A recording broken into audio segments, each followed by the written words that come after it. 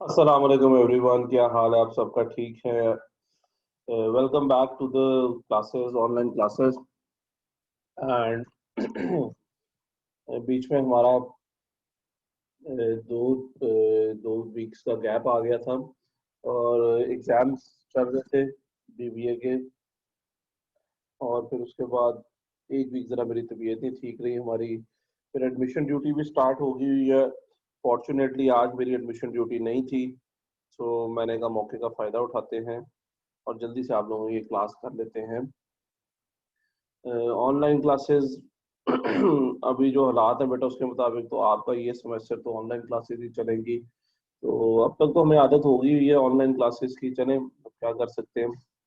But obviously वो हमारी जो फिजिकल क्लासेस थी वो ज़्यादा बेहतर रहती थी क्योंकि दे वर मोर इंटरैक्टिव और क्वेश्चंस एटसेट्रा उसमें आप कर सकते हैं।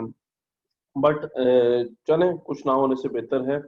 And moving on towards the next topic of Islamic finance.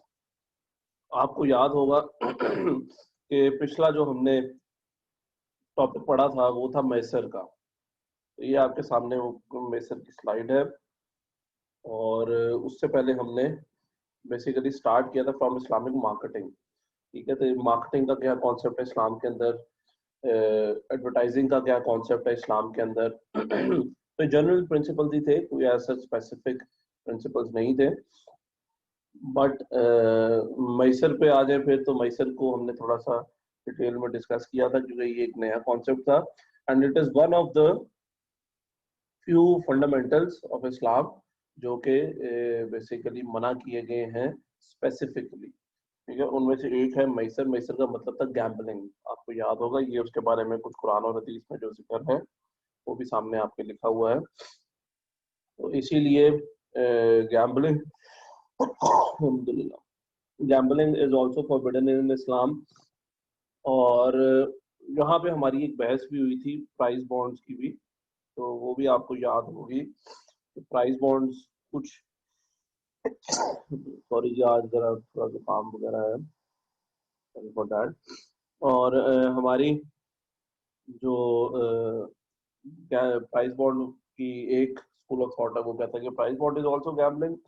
एक कहता नहीं है। फिर इसमें हमने एक और कुरान की आयत का जिक्र किया था जिसमें आपको याद होगा वो प्रॉफिट जो है वो एक बंदे को दे दिया जाता था थ्रू एरोस। ठीक है, अजलाम उसको कहते थे। खैर, ये तो था मैसर।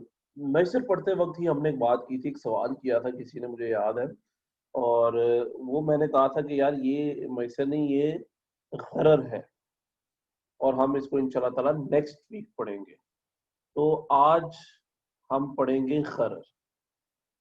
ठीक है, और ये तो बेसिकली वो थे reasons why it is prohibited in Islam मैसर। तो गरर की तरफ बढ़ते हैं जी। गरर क्या है? How is it different from masher and what is it? इसके कुछ एग्जांपल्स हम देखेंगे। इस पे एक आधी वीडियो है वो भी हम देखेंगे एग्जांपल्स के तौर पे। तो लेट्स स्टार्ट विद गरर। गरर याद रखिएगा, गरर is also one of the fundamental principles of Islam and one of the few things which are specifically prohibited in Islam. याद रखिएगा, बाकी जो चीजें हम बात करते हैं ना कि ये अलाउड है ये डिसअलाउड है, वो जनरलाइज्ड टर्म्स में होती हैं। ठीक है, जिस तरह किसी को धोखा नहीं देना, हमने ये जनरलाइज्ड टर्म है। और हम लोगों ने घर बैठे बैठे खाना वो कमाना जो है दैट इज, या मेहनत के बगैर, घर बैठे बैठे तो कमा सकते हैं, मेहनत के बगैर कमाना जो है वो भी इस्लाम में पसंद नहीं किया गया। तो ये जरा जनरलाइज टर्म्स है। ज्यादा, बहुत ज्यादा प्रॉफिट भी कमाना जो है वो अच्छी बात नहीं है। फिर होर्डिंग करना, मोनोपोली क्रिएट करना, वो भी कोई अच्छी बात नहीं है। ये जनरलाइज टर्म्स है। तो स्पेसिफिकली मना की गई है टर्म्स। उनमें एक तो सर फहरिस्त रिबा है, और एक मैसर है जो आपने लास्ट टाइम पढ़ा था, और एक ये गरर है। तो ये स्पेसिफिकली तीन चीजें जो है वो मना की गई हैं, और उसकी रीजन भी हम देखेंगे कि मना क्यों की गई हैं। But let's see what is गरर। तो गरर आपके सामने डेफिनेशन लिखी आ रही है। गरर is gharar means anything that is associated with uncertainty, deception and risk। यानी अनसर्टेनिटी, यहाँ पे जो की टेक अवे है वो है अनसर्टेनिटी, जहां पे terms and conditions of transaction they are not certain. एक तो होता है ना क्लियर ना हो, ठीक है, क्लैरिटी से भी अनसर्टेनिटी बनती है, लेकिन एक है पता नहीं होना भी है या नहीं। अनसर्टेनिटी मीन्स कि उसके कुछ एक्ट्स जो कॉन्ट्रैक्ट के हैं वो पता नहीं होते हैं नहीं होते, ये है अनसर्टेनिटी कि होगा भी या नहीं होगा।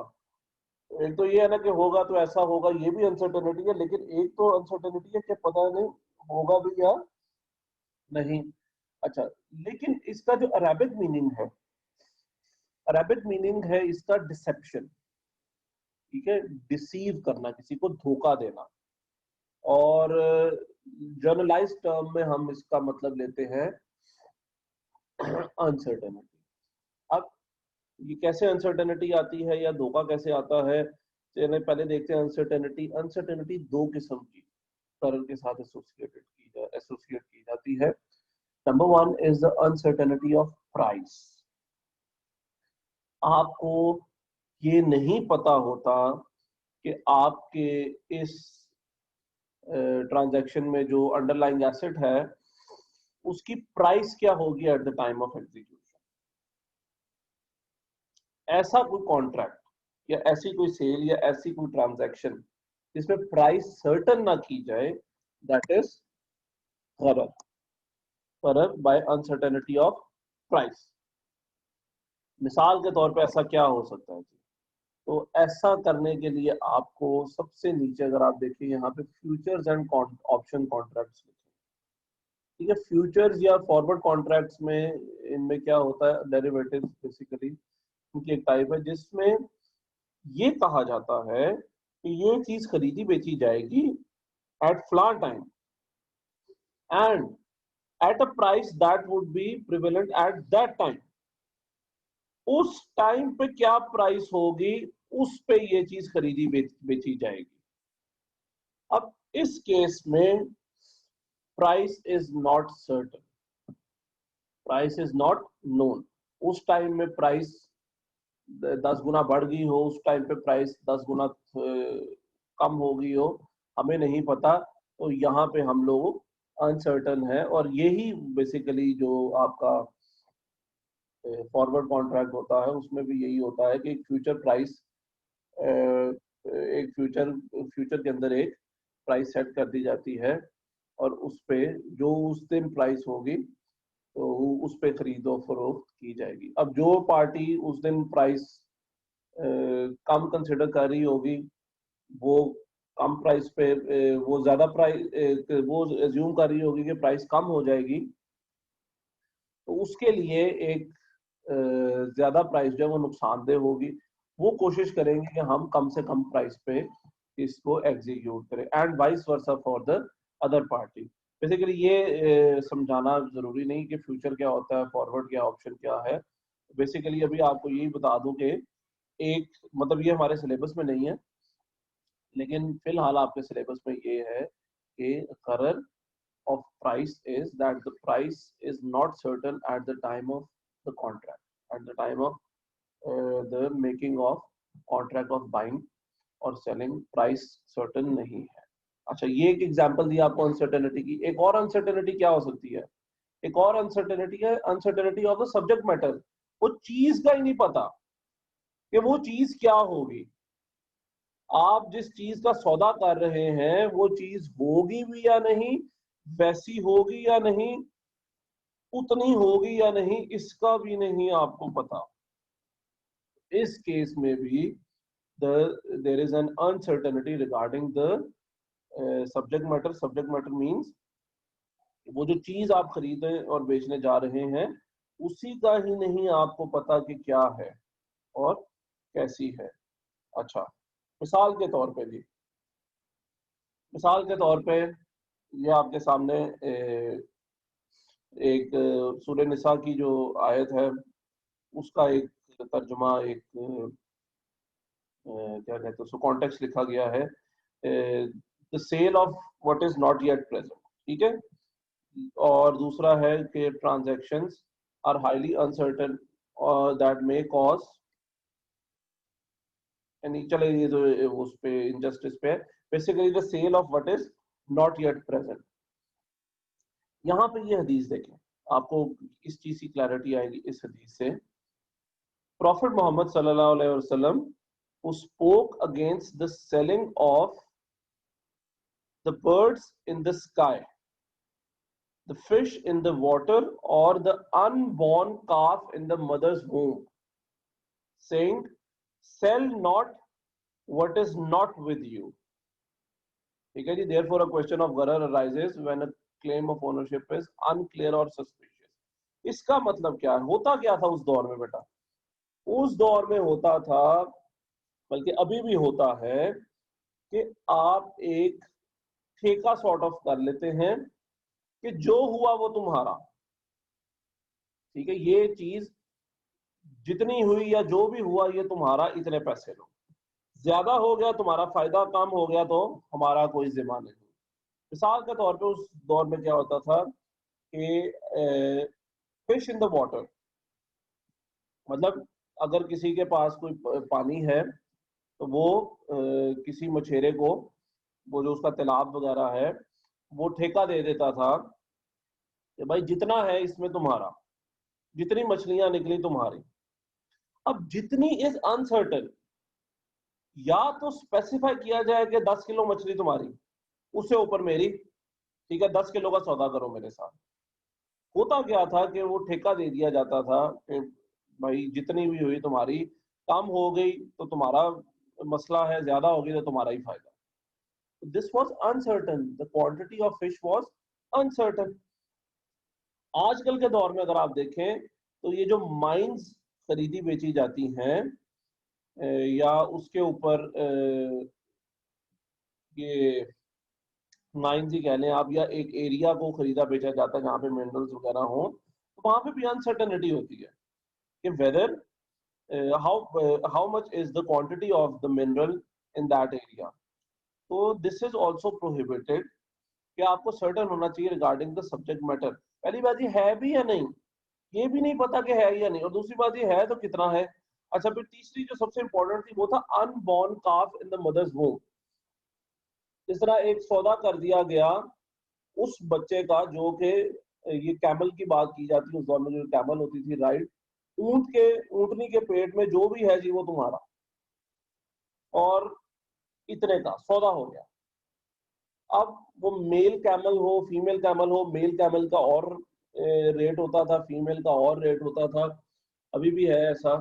तो वो, लेकिन जो भी है जी इतने में सौदा कर दिया गया। अब ये भी हो सकता है कि वो एक स्टिल बर्थ हो, वो जिंदा ना रह पाए, तो उसमें भी तुम्हारा जिम्मा है।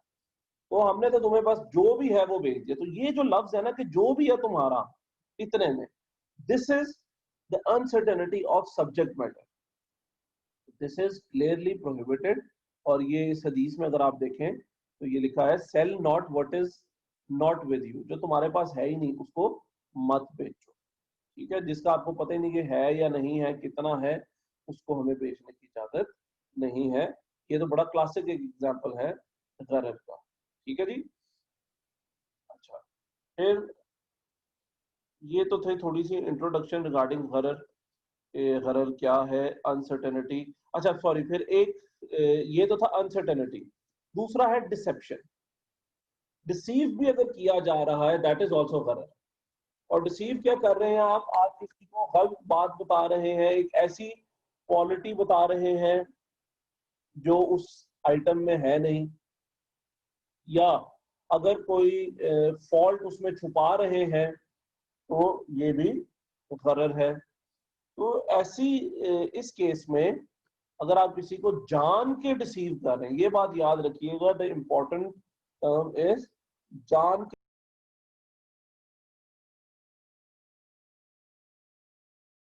देखो सुन सकते हैं?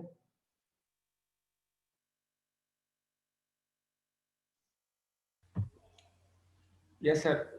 चलेंगे, थैंक यू, अच्छी बात है। अच्छा, एक मिनट में वो शेयर कर लूँ स्क्रीन आपके साथ। ये लीजिए। अच्छा, एक फिर दूसरा जो गरर हम पढ़ रहे थे, दैट वाज द गरर ऑफ डिसेप्शन। आप किसी को जान के चीज जान के, मैं आपको बात बता रहा था कि ये जो वर्ड है जान के, इस पे आप जरा थोड़ा एम्फोसिस डालिएगा। हो सकता है कि किसी चीज का आपको पता ही ना हो, ठीक है? अगर आपके प्रोडक्ट के अंदर एक खराबी है और आपको पता नहीं है, तो दैट इज नॉट गरर। अगर आपको पता है और आप फिर भी जान के या तो उसको छुपा रहे हैं और या तो उसको बता नहीं रहे, दिस इज ऑल्सो गरर। अच्छा, फिर कुछ केस में क्या होता है कि आप अक्सर दुकानदार के पास जाए ना, तो आप कहते हैं जी कोई इसमें फॉल्ट तो नहीं है। अब अगर फॉल्ट हो ना भी हो, लेकिन अगर अमूमन होता ही है, तो दुकानदार जो थोड़ा बेहतर होता है, एक तो होता है ना, वो कह देता है कि जी नहीं जी वो आए थे बिल्कुल ही फर्स्ट क्लास है, नवा है, अगर आए हुए थे मेरे को वापस ले आना, तो हालांकि वापस वो कभी भी नहीं करते। लेकिन चलें जी, अगर ऐसा हुआ। अच्छा, दूसरा एक दुकानदार जो उससे बेहतर होता है, बेचारा थोड़ा सा ईमानदार होता है, वो कहता है जी ये आपके सामने है, देख लें इसको अच्छी तरह। उसको पता होता है कि ये एक फॉल्ट है, तो वो ये कहता है कि जी अगर इसने नहीं किया तो ये इसका मसला है, अगर इसने पिक नहीं किया, मैंने इसे कुछ छुपाया नहीं या डिसीव नहीं किया इसको। तो बेटा यहाँ पे इस्लाम जो है वो इस चीज को भी एनकरेज नहीं करता। इस्लाम के अंदर ये है कि बढ़ के वो फॉल्ट बताओ। तो अगर आपको भी कल को, आप में से बेशतर बिजनेस से रिलेटेड है या अपना बिजनेस कल को करेंगे भी, तो बेटा ये बात भी याद रखिएगा, ये भी कोई अपना जिम्मा, वो कहते हैं ना, तोड़ फोड़ करने वाली बात नहीं कि हमने बता दिया जी जो है ये सामने, खुद ही देख के लेके जाओ। ऐसा नहीं है। यहाँ पे जो प्रोडक्ट से रिलेटेड तमाम एट्रीब्यूट्स हैं, उनकी जिम्मेदारी सेलर की तरफ आती है, वो बताए बायर को अच्छी तरह। तो आप बायर को बताएं सारा कुछ। तो यही वो मतलब आपकी ईमानदारी है। ये नहीं कि आप कह दें, अगला बेचारा उसको कुछ पता ही ना हो, मेरी तरह का हो गया अच्छा और कह रहा है तो इसका मतलब ठीक ही होगा चलो, या देख के अपनी तरफ से हम लोग देख के आ जाते हैं, हमें पता ही नहीं चलता, क्योंकि हम एक्सपर्ट नहीं होते उस चीज के, तो हमें उसके फॉल्ट का नहीं पता चलता। तो बढ़ के खुद बताना चाहिए। तो ये दो याद रखिएगा, अनसर्टेनिटी एंड डिसेप्शन, दोनों गरर हैं। बेसिकली डिसीव करना इन टर्म्स ऑफ अनसर्टेनिटी या इन टर्म्स ऑफ रिसेप्शन, ये गरर है। अच्छा, यहाँ पे अब एक आप ना, अभी तक जो हमने थोड़ी बहुत अंडरस्टैंडिंग डेवलप की है गरर की, उससे रिलेटेड एक छोटी सी वीडियो है। एक मिनट जी, ये था, नहीं ये नहीं है, सॉरी सॉरी, ये वाली है जी। तो ये हम वीडियो देखेंगे, ये इंट्रोडक्टरी वीडियो है गरर की। तो एक सेकंड में सब title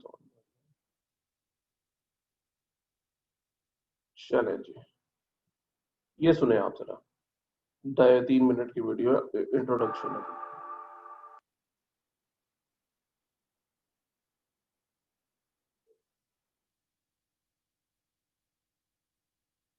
What is gharar? It literally means uncertainty, hazard, or chance of risk. Islamic dictionary describes it as the sale of what is not present. It may be defined as the uncertainty that is present in the basic elements of an agreement is wording, subject matter, consideration, and the liabilities. In fact, it's one of those impediments which limit the power of decision-making. An agreement that has any element of gharar which is not valid from the Sharia point of view. Below are some of its examples in the light of ahadith. Sale of unborn camel's baby still in the mother's womb, flowers before they appear on the plant, milk in the lactose glands, fish that comes in one throw of net, fruits on the tree from mere estimation, any one of the animals from the herd, and wool on the body of the animal. Comparison of gharar with few elements. Jihala. It means unawareness or blindness, and it's one of the causes of gharar. For example, a transaction can be known from all the angles, but the subject matter's delivery can be difficult. Qimar. It is an event in which there is a possibility of total loss to one party. Every gambling is a form of qimar, but it is not limited to gambling. Speculation. Every speculative transaction is not gharar or gambling until it has any element of gharar. This is because these activities carried out in the hope of profiteering from the rise and fall of the prices of commodities or assets. Contemporary law. It means the present and prevailing law, and it also deals with the topic of gharar, the contract in which any party in the agreement, at the time of execution of the agreement, cannot decide as to how much it would give or take.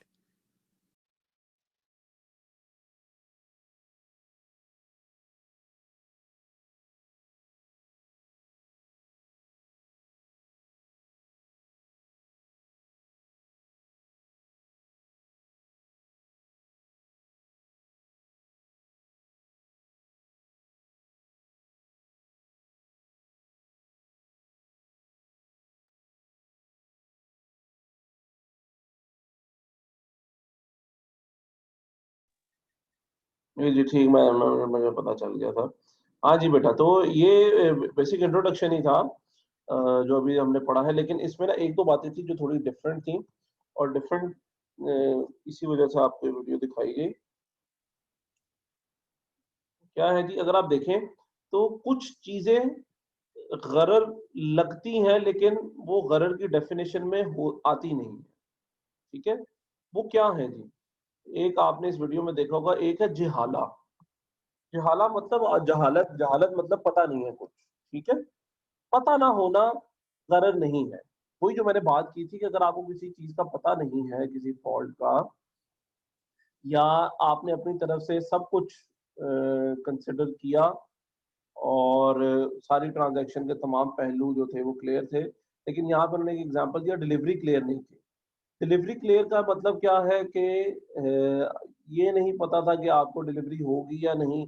अब इस तरह नहीं होगी जी, रास्ता बड़ा मुश्किल है, हो सकता है कोई रास्ते में एक्सीडेंट हो जाए या चीज जो है वो खराब हो जाए रास्ते के अंदर। अब इस केस में आपने डिसीव नहीं किया, याद रखिएगा। ना ही यहाँ पे अनसर्टेनिटी वो वाली थी, अनसर्टेनिटी जो कि आपको प्रोहिबिट कर दे ट्रांजैक्शन को। तो आपने अपनी तरफ से तमाम ट्रांजैक्शन को फेयर किया, तमाम पहलू बता दिए और बायर सेलर दोनों को तमाम पहलू पता है, बट स्टिल कुछ ना कुछ गरर रहता है, अनसर्टेनिटी कुछ ना कुछ रहती है, ना पता होने की सूरत में भी, और इवन अगर पता भी हो आपको कि यार ये अनसर्टेनिटी है, तो आप उसके बारे में कुछ कर नहीं सकते। ठीक है, both parties agree upon this that this uncertainty exist and nothing can be done about it. तो उस केस में ये गरर, जो गरर मतलब जो प्रोहिबिट है, जो गरर प्रोहिबिटेड है, वो वाला गरर नहीं होगा। किमार आपने लास्ट टाइम पढ़ा था, किमार ऐसी ट्रांजैक्शन जिसमें एक का नुकसान और दूसरे का फायदा हो, तो वो है तो प्रोहिबिटेड लेकिन गरर नहीं है। ठीक है, अब आप ये कहेंगे कि हमें ये नहीं पता कि किसका फायदा है और किसका नुकसान है, तो ये मैसर की डेफिनेशन में आता है। गरर है इसमें, लेकिन ये गरर लिटरेचर लैंग्वेज वाला गरर है। ठीक है, जो इस्लामिक फाइनेंस के अंदर गरर आता है, ये वो वाला गरर नहीं है ये भी प्रोहिबिटेड। किमार का आपको याद होगा, हमने लास्ट लेक्चर में ये पढ़ा था किमार के बारे में। अच्छा, यहां से फिर हमें पता चलता है कि एक गरर ऐसा भी है जो एक्सेप्टेबल है, और वो एक्सेप्टेबल क्यों है? क्योंकि वो गरर एक तो आपके कंट्रोल में नहीं है, और सेकेंडली वो थोड़ा गरर है, लाइट गरर है। तो यहां से हमें पता चलता है कि गरर की दो टाइप्स हैं। एक है गरर फहिश, जो है एक्सेस गरर, इसमें बहुत ज्यादा अनसर्टेनिटी है और नुकसान बहुत ज्यादा होने का खदशा है और कुछ पता नहीं है। बेशक दोनों पार्टीज को नहीं पता, बट यहाँ पे अनसर्टेनिटी बहुत ज्यादा है। दूसरा है गरर यसिर। यसिर का मतलब है लाइट गरर, हल्का फुल्का गरर। तो हल्का फुल्का गरर वो कहते हैं जी, वो चलता है, चलता क्यों है? क्योंकि उसमें नुकसान इतना नहीं है, और नुकसान हो भी अगर तो हम दोनों पार्टीज उसके बारे में कुछ कर नहीं सकती, ठीक है। There is nothing both parties can do about it, and they know about this गरर, दे नो दैट दिस गरर exist, and it is not massive गरर। और प्रोबेबिलिटी कम है, जिस तरह हमने बात की ना कि अगर आप चीज डिलीवर कर रहे हैं, एक्सीडेंट हो जाए आपका, आपकी डिलीवरी वैन का, तो वो आपकी चीज खत्म हो गई, जाया हो गई, या चीज खराब हो जाए रास्ते में, एबनॉर्मल लॉस जिसको आप कहते हैं। तो एबनॉर्मल लॉस जो है ये एक प्रोबेबिलिटी इसकी कम है, ठीक है। इसको लाइट क्यों कहा जाता है? बेशक चीज बहुत आपकी वैल्यूएबल हो, लेकिन इसको लाइट गरर क्यों हम कहेंगे? क्योंकि इसकी प्रोबेबिलिटी कम है। और कुछ हर आप गरर को टोटली खत्म नहीं कर सकते अपने ट्रांजैक्शन के अंदर, कुछ ना कुछ गरर तो रहेगा, हमेशा रहेगा। तो ऐसा गरर जो है इसको हम कहते हैं गरर यासिर, या यसिर यानी लाइट गरर। तो लाइट गरर इज समवट एक्सेप्टेबल, और जो फहिश गरर है दैट इज नॉट एक्सेप्टेबल। यहाँ पे 1 मिनट, मैं सवाल देख लूं, मेरा ख्याल है कोई सवाल है। अच्छा जी, अगर आपके सवाल हो तो आप चैट में, आपको पता है, पूछ सकते हैं, ठीक है। अच्छा अच्छा, लेस देन 1 मिनट रह गया। अगर हमारी ये खत्म होती है, विंडो बंद होती है, तो आप लोग ऑटोमेटिकली ज्वाइन कर लीजिएगा दोबारा। बस 10-15 मिनट की और क्लास होगी, मुकर्रर का टॉपिक उसमें खत्म हो जाएगा। कुछ एग्जांपल्स आपके साथ वो डिस्कस करने, एक वीडियो आपको दिखानी है।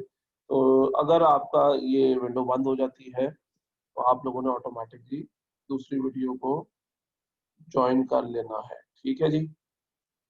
बल्कि बंद हो ही गई है, स्टार्ट करते हैं। अच्छा जी, तो मैं बात कर रहा था कि अपना कुछ एग्जांपल्स अब गरर की करते हैं, और बल्कि कुछ एग्जांपल्स वो भी करते हैं जो गरर नहीं भी हैं। गरर फहिश और यसिर दोनों के बारे में देखते हैं। अच्छा, एक एग्जांपल है जी आपके सामने, a single contract with 2 sales. अब यहाँ पे गरर क्या है? Buyer accepts the offer but without specifying the price. एक ही कॉन्ट्रैक्ट के अंदर 2 सेल्स करना जायज है या नहीं है?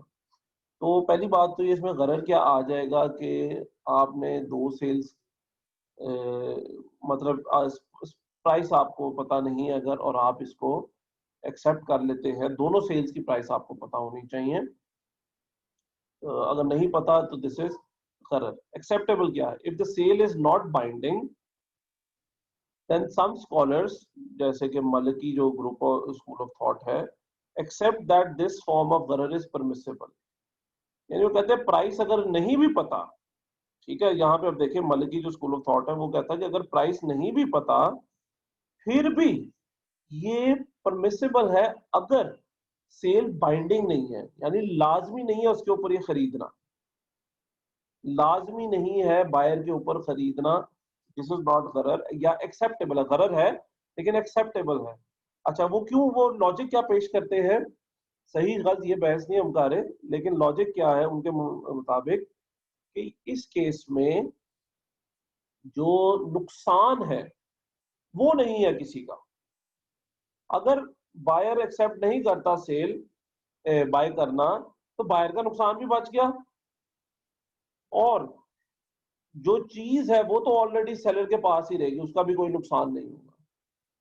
तो इस केस में अगर प्राइस ना पता हो तो इस केस में एक्सेप्टेबल है अगर बाइंडिंग ना हो। दूसरा है जी अर्बन। अर्बन यानी कि ऑप्शनल सेल। ऑप्शनल सेल क्या होती है, ये इसके बारे में चले पढ़ते हैं अभी। इसमें गरर क्या है कि buyer makes a down payment and has the right, not the obligation,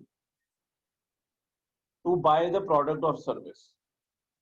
ठीक है जी, इसका मतलब है कि डाउन पेमेंट आपने दे दी है, लेकिन आपका आपके पास ऑब्लिगेशन नहीं है, मतलब you are not bound to buy it, the product और service, at one particular time.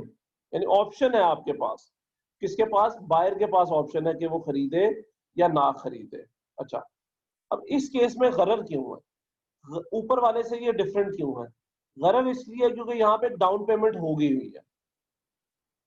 अगर वो देखें, ऊपर हमने एक्सेप्टेबल क्यों किया था, क्योंकि उसने कोई पेमेंट नहीं की, वो कल को मुकर जाए तो खैर है। यहाँ पे इवन अगर वो मुकर भी जाए तो उसकी डाउन पेमेंट खत्म, जाया हो जाएगी।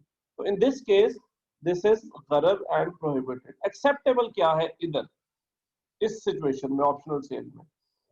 यानी एक है गरर जो फहिश था, इस ऊपर वाला, और ये है गरर यसीर। Scholars note that urban is acceptable form of gharar provided two conditions are met. Number one, conditions outlined and agreed from the outset, यानी शुरू से लेकर इन कंडीशंस का पता था दोनों पार्टीज को। वही जो हमने पहले भी बात की थी कि दोनों पार्टीज को पता होना लाजमी है। और secondly, the structure is necessary with no alternative available, यानी एक ऐसी सिचुएशन, फॉर एग्जांपल कि अगर कोई घर बना रहा है ठेकेदार आपका, तो आपका घर उसने कहा जी कि ये चीज बनेगी, और वो आपका घर है, ठीक है, आपकी जमीन है, अब उसके ऊपर जो भी चीज बनेगी वो आपकी होगी। तो यहाँ पे आपके पास ऑल्टरनेटिव नहीं है कि आप कहें ठेकेदार को नहीं जी मैं ये मकान नहीं लेता, तुमने जो बनाया गलत बनाया, ये मैं नहीं लेता। भाई आपको लेना पड़ेगा, क्यों? क्योंकि जमीन आपकी है नीचे वाली। या तो आप जमीन समेत ही बेच दो, दैट इज अनदर थिंग, लेकिन आप ये नहीं कह सकते कि मकान मेरा नहीं है, जमीन मेरी है। सो इन दिस केस ये आपको लाजमी बाय करना पड़ेगा, और यहाँ पे वो गरर अलाउड था क्योंकि there is no alternative available. तो ये डाउन पेमेंट अगर है, बेशक बाइंडिंग नहीं था, ये आपके लिए ऑप्शनल सेल थी। ऊपर तो था ना कि ऑप्शनल सेल अलाउड है, लेकिन यहाँ पे ऑप्शनल सेल के साथ गरर मौजूद है क्योंकि डाउन पेमेंट फिर आपकी जाया हो जानी थी। लेकिन एक्सेप्टेबल क्या है? अगर तो पहली बात दोनों कंडीशन मीट होनी चाहिए, पहले से मालूम था, और दूसरा ये कोई और इसके हुआ है चारा नहीं है। अच्छा, एक है कंडीशनल सेल। ऑप्शनल सेल मतलब बाय करें या ना करें, ये है कंडीशनल सेल। यानी एक कंडीशन है कि ये चीज होगी तो सेल हम कंसिडर करेंगे, या मैं बाय करूंगा, अगर नहीं होगा तो नहीं करूंगा बाय। अच्छा, यहाँ पे अब गरर क्या है? The sale is made conditional on another uncertain event. ये तो गरर फहिश है, मतलब एक्सेसिव गरर है कि चीज अब वो इवेंट होता है या नहीं होता, that is uncertain. For example, I will buy your car if I sell my car first. तो भाई आप अपनी गाड़ी बेचे ना बेचे, कल को कब बिके हमें तो नहीं पता, दिस इज अनसर्टन। तो ये जो ट्रांजैक्शन है this is not acceptable, number one. अब इसमें एक्सेप्टेबल क्या है, या ये एक्सेप्टेबल कब है, इसमें गरर यसिर कब होगा? इब्ने तीमा कहते हैं कि उनके मुताबिक मतलब this form of sale is acceptable provided both parties benefit and it does not contradict the Quran और सुन्ना। ये तो जरा एक ब्रॉड टर्म है, कुरान और सुन्ना कॉन्ट्रोडिक्ट करने वाली। अब इस केस में देखें, अगर तो ये कंडीशन भी हो ना, I will buy your car first if I sell, I will buy your car first if I sell my car, तो इसमें अगर आप दूसरे को भी एक प्रॉफिटेबल अमाउंट दे रहे हैं और अपनी गाड़ी भी आप प्रॉफिट में बेच रहे हैं, तो इब्ने तीमा के मुताबिक ये गरर एक्सेप्टेबल है अगर दोनों पार्टीज का भला हो रहा है इसमें। अगर इस कंडीशन की वजह से दोनों पार्टीज का भला हो रहा है तो ये एक्सेप्टेबल है, ठीक है। लेकिन इन अदर केस एक्सेप्टेबल नहीं है। तो ये जो तीनों बेटा गरर के एग्जांपल्स थे, इन तीनों के अंदर आपके सामने एक वो एग्जांपल पेश किया गया जिसमें गरर है, और एक वो एग्जांपल पेश किया गया जिसमें गरर नहीं है। कंडीशन वही है, जिस तरह टू सेल्स वाला कॉन्ट्रैक्ट था और ऑप्शनल सेल की ऑप्शन थी और कंडीशनल सेल की ऑप्शन थी।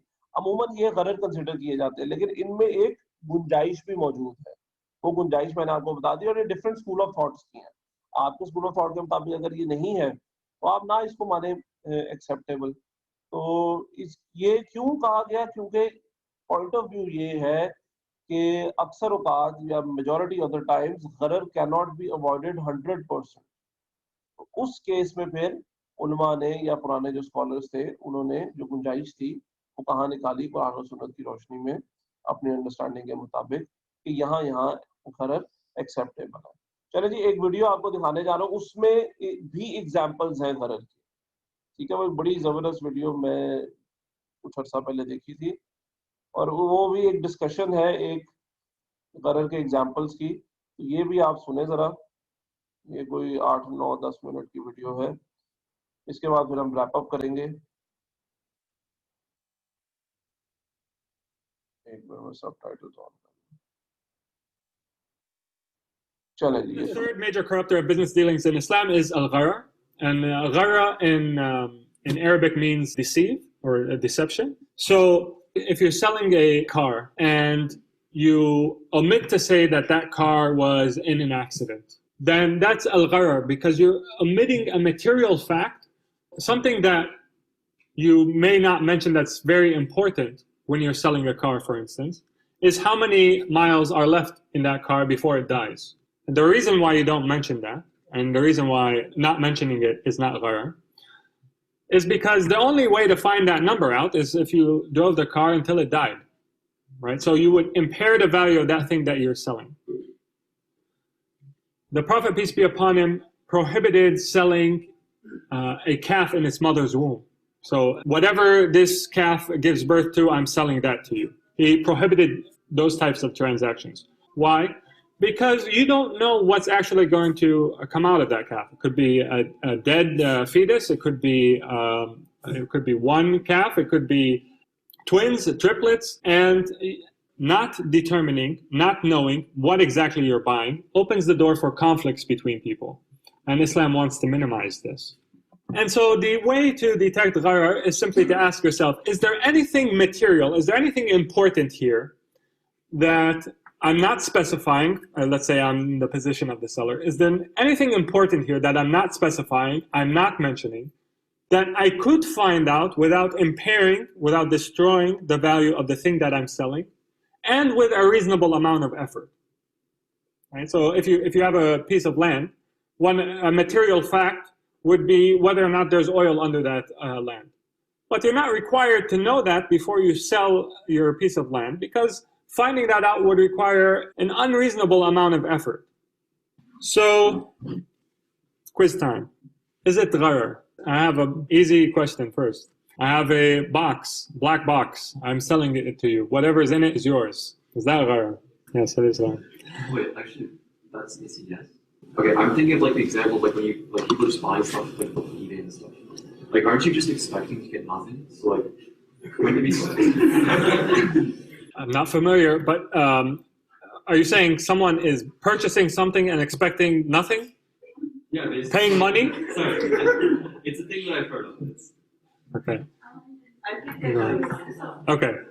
So for clarification, it'd be like, let's say like a retailer is selling like a mystery box, and Right. there's like value of like you pay $70, and there could be a value up to like $200. Right, right. So you buy it, Right. and like Right. you know the contents of the box, you still buy it. Yeah, there is gharar in that, because it's very likely that you buy it and you feel cheated if you don't get your money's worth out of it. So Islam wants to prevent this as much as possible. There's really no reason to do it. There's no value created when you do it this way. All right, so we talked about Maysar and insurance, gharar and insurance. Do you guys think that gharar is, that there is a gharar in insurance? Go ahead, Fahad. You know precisely what you're buying. Like, for example, actually, it's your example. If you have sunglasses, Yeah. You buy sunglasses, you don't know whether it's going to get stolen. All you know is that you're buying sunglasses. Precisely. So, similarly, when you buy insurance, you know precisely what you're buying, but you don't know whether you're going to use it or not. Right, exactly. So gharar relates to ambiguity related to the item itself which you're buying or selling, right? Not the benefit from that item. It's true that when you buy insurance, you don't know how much you're going to benefit from it.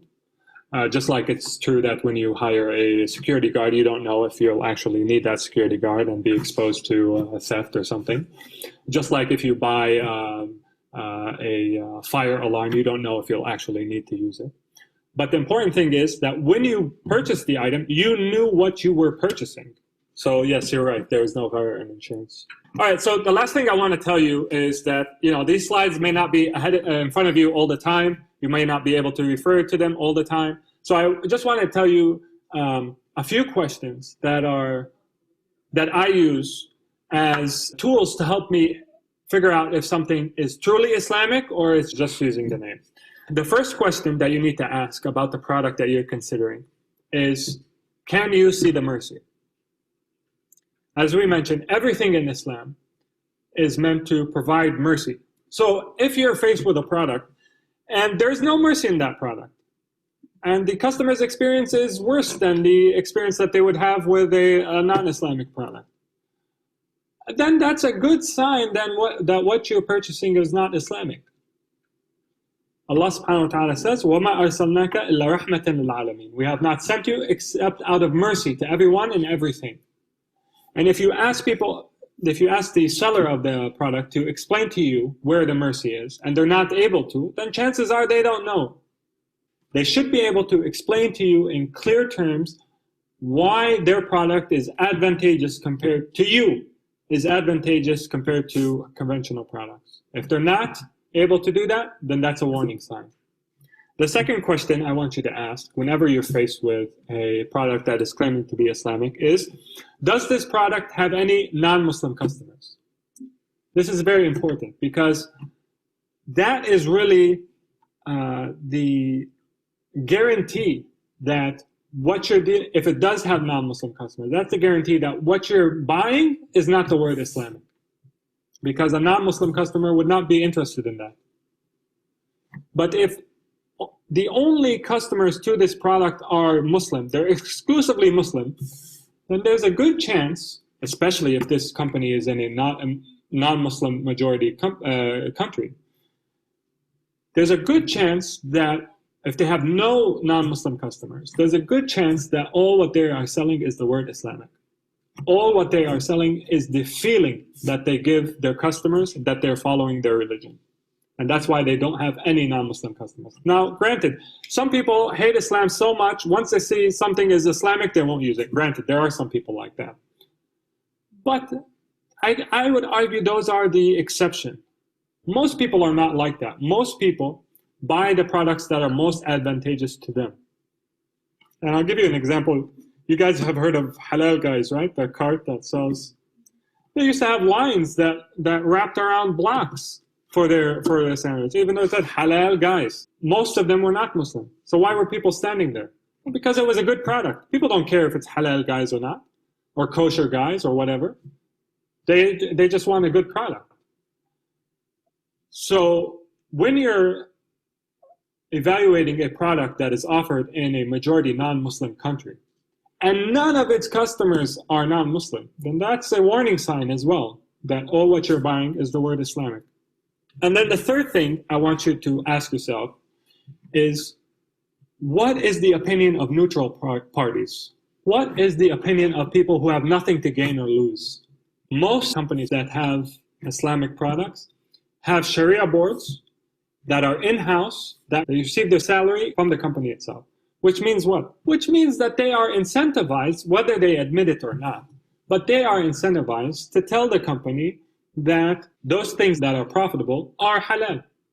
Or else, I mean, if your salary is coming from this company, or else they'll probably not like your scholarship that much and go with someone else who says, yeah, it's halal.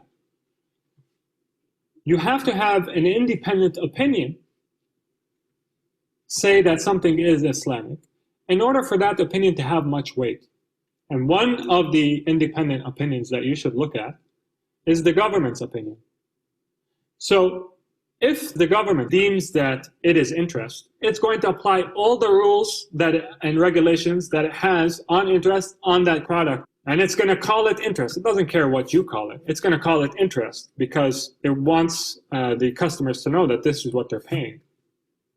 So when you receive a contract from someone who's selling Islamic products, and it says interest and loan and all the things that you're prohibited from dealing with, and then they say, oh, don't mind those words. The government doesn't have forms for our specific product, so they just give us the generic forms that they give everyone.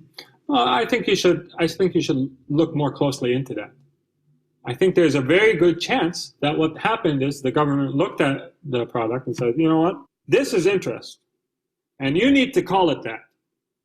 And you need to give your customers this form because these are the regulations that are related to dealing with interest.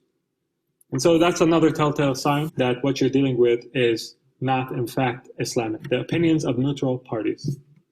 That does it for my presentation. I hope you found it beneficial. I hope you got at least a better idea of what Islamic finance is about and the prohibitions that it includes.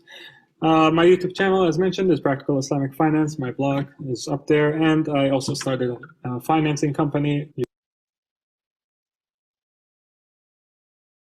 तो ये इसमें ना कुछ चीजें extra भी थी, लेकिन ये एक अच्छी वीडियो थी, बल्कि ये जो भाई साहब हैं उनकी वीडियो आप जरूर देखा करें, तो ये काफी बेहतर पॉइंट ऑफ व्यू उनका होता है। अच्छा जी, चले क्वेश्चंस थे। एक क्वेश्चन मैंने देखा था, कायनात का था मेरा ख्याल है जी। सर, फॉरवर्ड कॉन्ट्रैक्ट में तो बायर इज नॉट बाउंड, वो गरर कैसे है? बेटा, पहली बात तो ये आप समझें कि फॉरवर्ड, फ्यूचर और ऑप्शन ये तीन हैं क्या। आपने ये इंटरनेशनल फाइनेंस में या इन्वेस्टमेंट में आप लोगों को ये पढ़ा होना चाहिए, ठीक है। मुझे नहीं पता पढ़ा या नहीं, लेकिन मैं कह रहा हूँ कि ये इन्वेस्टमेंट में आप लोगों को जरूर आपने पढ़ा होगा। पढ़ा है जी इन्वेस्टमेंट में? कितनी दफा आपने इन्वेस्टमेंट पढ़ी है? 2 दफा तो पढ़ ली है मेरा ख्याल है। तो किसी को पता है जी डिफरेंस बिटवीन फॉरवर्ड? हाँ, शाबाश, पढ़ी है ना। क्या होता है फॉरवर्ड कॉन्ट्रैक्ट, मुझे बताएं, चले कायनात ही बता दें।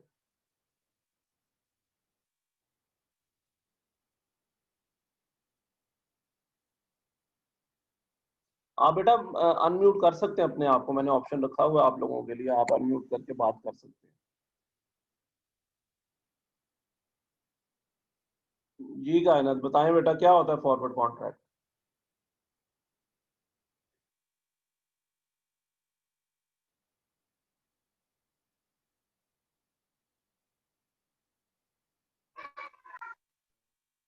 जी जी बोले। कोई भी नहीं जी, चलें जी, दैट्स वेरी गुड। अच्छा, मैं बता देता हूँ बेटा, एक होता है फॉरवर्ड कॉन्ट्रैक्ट, एक होता है फ्यूचर कॉन्ट्रैक्ट और एक होता है ऑप्शन कॉन्ट्रैक्ट। सुनिएगा गौर से। फॉरवर्ड कॉन्ट्रैक्ट में आप एक फ्यूचर टाइम के अंदर and most probably at a fixed price एक सेल लॉक कर देते हैं, ठीक है, कि उस टाइम पे ये चीज, फॉर एग्जांपल एक कमोडिटी की बात करते हैं जी, एक ये आटे का थैला जो है, ये आपने उस टाइम पे बाय करना है। 1 महीने बाद प्राइस भी बता दीजिए, प्राइस नहीं भी बताई तो चले कोई नहीं। अब इस केस में अनसर्टेनिटी, अगर प्राइस नहीं बताई गई और अगर तो प्राइस बताई भी गई है तो ये सर्टेनिटी नहीं है कि वो चीज होगी भी या नहीं, ठीक है, कि इतना आपके पास प्रोड्यूस होता भी है या नहीं। तो दिस इज गरर। ये है फॉरवर्ड कॉन्ट्रैक्ट, ठीक है, a sale at a particular time in future. अब इसी कॉन्ट्रैक्ट को अगर खरीदा बेचा जाए, यानी मैंने आपके साथ कॉन्ट्रैक्ट किया कि मैं आपसे एक थैला आटे का खरीदूंगा, मैं इंतजार कर रहा हूँ महीने के बाद मुझे वो खरीदना पड़ेगा, ये बाइंडिंग है। Forward is a binding contract, मुझे खरीदना पड़ेगा लाजमी, ये तो गरर है, ठीक है। लेकिन मैं बीच में समझता हूँ यार ये गलत सेल हो गई है, गलत फैसला हो गया मेरे से। मैं कोई आप में से ढूंढता हूँ, फॉर एग्जाम्पल मुझे शाहजेब मिल जाता है, शाहजेब बेचारा मासूम सा बंदा है, मैं शाहजेब को कहता हूँ यार ये देखिए बड़ा सस्ता मिल रहा है और ये बाद में महंगा हो जाएगा, तो शाहजेब को मैं वो बेच देता हूँ कॉन्ट्रैक्ट। जब शाहजेब खरीदेगा और शाहजेब से थोड़े से पैसे ले लेता हूँ, ये फ्यूचर कॉन्ट्रैक्ट है। ये डिफरेंस है फ्यूचर और फॉरवर्ड के अंदर, कि future contract is itself tradable, ठीक है। अच्छा, अब आपने जो बात की है, आपने कहा जी फॉरवर्ड कॉन्ट्रैक्ट बाइंडिंग नहीं है तो वो करंट नहीं है, तो बेटा फॉरवर्ड कॉन्ट्रैक्ट बाइंडिंग है। आपने जो बात की है वो है ऑप्शन की। ऑप्शन कॉन्ट्रैक्ट बाइंडिंग नहीं होता, फॉरवर्ड कॉन्ट्रैक्ट बाइंडिंग होता है, ऑप्शन कॉन्ट्रैक्ट बाइंडिंग नहीं होता, और दोनों में डिफरेंस ही ये है। लेकिन ऑप्शन कॉन्ट्रैक्ट के अंदर भी अगर आपने पढ़ा हो इन्वेस्टमेंट के अंदर, तो आपको याद होगा there is an option price, एक पैसा होता है जो आपको देना पड़ता है अगर आप ऑप्शन एक्सरसाइज करते हैं अपना। यानी अगर बायर बाय नहीं करता या सेलर सेल नहीं करता तो उनको एक प्राइस देनी पड़ती है जिसको वो ऑप्शन प्राइस कहते हैं। तो यहाँ पे वो जो दूसरी, ये देखे ना यहाँ पे दूसरी कंडीशन कहाँ पे थी, यहाँ पे जो मेरा ख्याल हमने शायद वीडियो में इधर देखी थी। हाँ, ये जो तीसरा पॉइंट है, नुकसान की बात थी ना। तो बेटा इसमें एक पार्टी को नुकसान होगा, लाजमी होगा। क्यों? क्योंकि उसको वो ऑप्शन प्राइस देनी पड़ेगी। और वो प्राइस क्या है? वो price is just like Riba. ना कुछ खरीदा, ना कुछ बेचा, कुछ भी नहीं किया, बस पैसा एक आ गया। क्यों? क्योंकि अगले ने ये फैसला नहीं किया या अगले ने ये फैसला किया तो उसकी वजह से उसको वो पैसे देने पड़े आपको। ये तो रिबा है, बल्कि ये तो उससे भी ज्यादा आगे बात निकल जाती है कि वो जो ऑप्शन प्राइस है दैट इज लाइक रिबा। एक एमी का पैसा आपको देना पड़ा किसी को, कोई ट्रांजैक्शन नहीं, फिर भी पैसा देना पड़ा। तो ये इस वजह से पहले तो ये आप क्लियर करें कि वो क्या है, ठीक है, ऑप्शन और उसमें फर्क क्या है। चलो जी, ये था आज का हमारा लेक्चर। आज के लिए इतना काफी है, गरज भी हो गया हमारा, मैसर भी हो गया। अब हमारा सिर्फ एक टॉपिक रह गया है सिलेबस का, वो है इस्लामिक बैंकिंग वाला। हम लोग अभी तक जो आप लोग पढ़ रहे थे, आप लोगों को लगता था कि बेसिक जो हम पढ़ने जा रहे हैं, आप लोगों को ये लगता था कि यही इस्लामिक फाइनेंस है, जिसमें मुदारबा, मुशारका और वो इजारा एक्सेट्रा, तकाफुल। आप लोगों को यहाँ में लगता था जब हम भी स्टूडेंट होते थे, यार यही बस होता है इस्लामिक फाइनेंस, और क्या होता है। नहीं बेटा, ये इस्लामिक बैंकिंग है, ठीक है। Islamic finance is much more than Islamic banking. तो अब हम बेसिकली इस्लामिक बैंकिंग की तरफ जाएंगे, और वो जो सारी टर्म्स आप आज तक सुनते आए हैं, अब हम उनको फाइनली पढ़ेंगे। हमारा वो फाइनल टॉपिक होगा इस्लामिक बैंकिंग का। तो इंशाल्लाह ताला नेक्स्ट वीक हम लोग पढ़ेंगे। तो तब तक के लिए अल्लाह हाफिज, अपना ख्याल रखिएगा आप, ठीक है जी। कोई सवाल तो नहीं? किसी का सवाल है तो कर लें, मीटिंग खत्म करने लगा हूँ।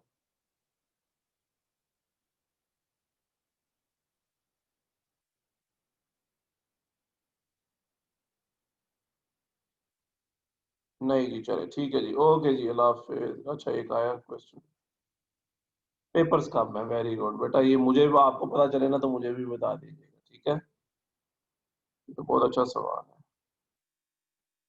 चले, ओके, अल्लाह हाफिज।